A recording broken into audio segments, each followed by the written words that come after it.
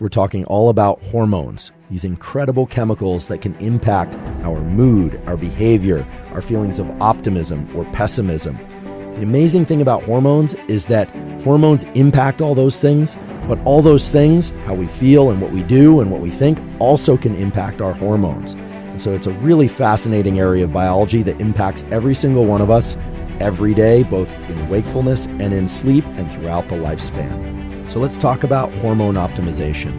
And many of you have heard me talk about this before, and I'm not going to belabor the point that viewing bright light within the first hour of waking, whether or not it's from artificial light or ideally from sunlight, has these powerful effects on sleep and wakefulness. But we have to return to this if you want to understand how light can impact hormones, because hormones, light and dopamine have a very close-knit relationship, so much so that your light viewing behavior can actually have a direct effect on hormone levels and fertility. It can have a direct effect on hormone levels and libido. It can have a direct effect on hormone levels and your ability to heal quickly. And I'm not talking about shining light on particular injuries. That may or may not have positive effects. We can argue about that on a subsequent episode. It may.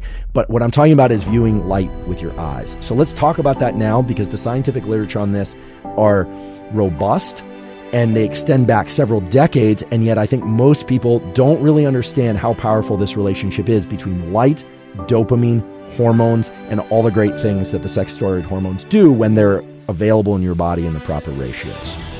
So how does this translate to a protocol? This translates to the protocol of, if you want to optimize testosterone and estrogen, you need to get your light viewing behavior correct. It's not just about optimizing your sleep, which is also important. It's about getting sufficient amount of light in your eyes so you have sufficient levels of dopamine. So the simple protocols for that I've reviewed before, but it means getting anywhere from 2 to 10 minutes of bright light exposure in your eyes early in the day. It is not sufficient to do this with sunglasses unless you have to do that for safety reasons. It's fine to wear prescription lenses and contacts. If you can't get sunlight for whatever reason, you want to use bright artificial light. But that is absolutely critical for timing the cortisol release properly, limiting cortisol release to the early part of the day, getting increases in dopamine that are going to promote the production of testosterone and estrogen to healthy levels. The other aspect of light viewing behavior that's extremely important is to avoid bright light exposure to your eyes in the middle of the night. If you're viewing bright light in the middle of the night, you are suppressing dopamine release. If you're suppressing dopamine release, you are suppressing testosterone levels. So much so that I would wager that a major effect of sleep deprivation on reducing testosterone and estrogen is not necessarily because of the lack of sleep per se. It's because usually when people are not getting enough sleep, they're getting too much light in their eyes in the middle of the night as well.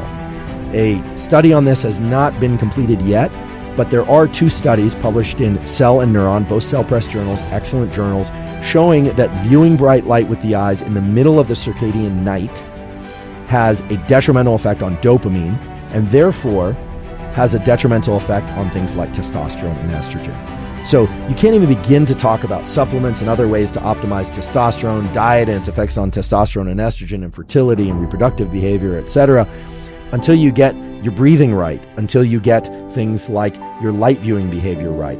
So bright light early in the day and throughout the day is great.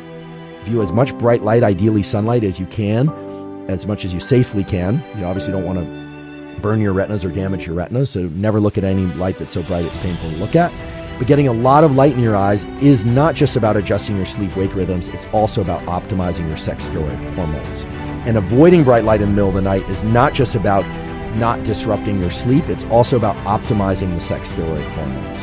In fact, in thinking about tools, for many people that are suffering from low levels of estrogen if they want higher levels, or low levels of testosterone if they want higher levels, just getting the breathing and light viewing behavior, which will indirectly support sleep behavior, can be a huge and positive effect on levels of sex steroid hormones.